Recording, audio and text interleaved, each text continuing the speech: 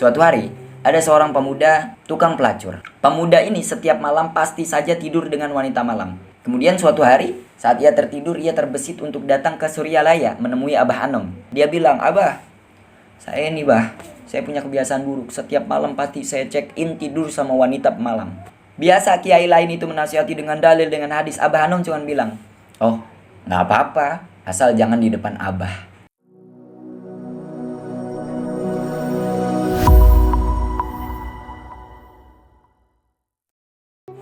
Bismillahirrahmanirrahim. Tolong ceritakan karomah Syekh Ahmad Syaibul Wafat Tajul Arifin Aimatil Mustahidin atau Abah Anom. Alhamdulillahnya saya punya foto beliau ukuran 1x1 banner.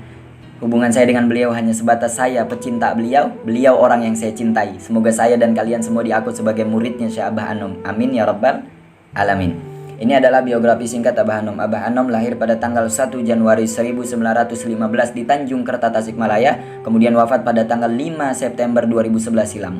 Beliau adalah pimpinan pondok pesantren Suryalaya sekaligus mursyid terbesar pada saat itu Thariqah Qadiriyah An-Naqsabandi.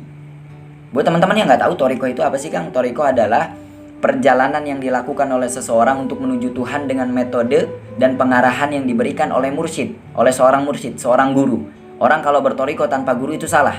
Harus ada guru yang mengarahkannya. Kemudian di sini karena saya fokus untuk menceritakan karomah, saya akan ceritakan satu karomah Abah Anom.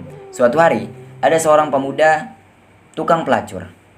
Pemuda ini setiap malam pasti saja tidur dengan wanita malam. Nggak pernah absen. Dari Senin, Selasa, Rabu, Kamis, Jumat, Sabtu, Minggu pasti check in di hotel sama wanita malam. Ini adalah kebiasaan yang sudah menjadi candu dan kebiasaan buruk yang tidak boleh dibiarkan. Dia merasa seperti itu, dia mencari obat, dia ke guru, ke kiai, nanya, minta nasihat, minta ilmu, minta pengarahan. Tapi belum ada satupun kiai atau ustadz atau seorang penasihat yang mampu untuk merubah dirinya. Kemudian suatu hari, saat ia tertidur, ia terbesit untuk datang ke Suryalaya menemui Abah Anom. Ini di zaman Abah Anom, masih ada ya. Kemudian pemuda itu datang ke Suryalaya. Dia bilang, "Abah, saya punya kebiasaan buruk. Setiap malam pasti saya check in tidur sama wanita malam."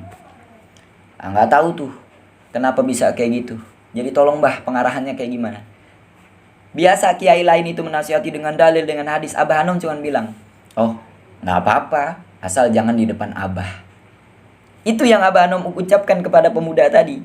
Akhirnya setelah itu pemuda tadi ditalkin atau dibaiat. Baiat itu biasanya dilakukan ketika seseorang memutuskan ingin masuk thariqah. Baiat, ditalkin. Setelah itu dia pulang, malamnya dia check in. Ketika dia sudah buka baju ingin melakukan hubungan jinah, hubungan intim dengan seseorang wanita yang bukan mahramnya, bukan muhrimnya. Setelah itu beliau teringat dengan ucapan Abah Anom. Apa ucapan Abah Anom? Kata Abah Anom, "Nggak apa-apa asal jangan di depan Abah." Keesokan harinya teringat itu lagi, "Nggak apa-apa asal jangan di depan Abah." Besoknya gitu lagi, check in lagi, ingat lagi, asal jangan di depan Abah. Akhirnya karena terbayang dengan ucapan dan wajah Abah Anom, ini yang mungkin disebut oleh para pengamal thariqah dengan robitoh, merobitohkan diri dengan guru. Kemudian dia berhenti dari kebiasaan lamanya dan dia seorang pengamal thariqah Qadiriyah An-Naqsabandiyah. Masya Allah.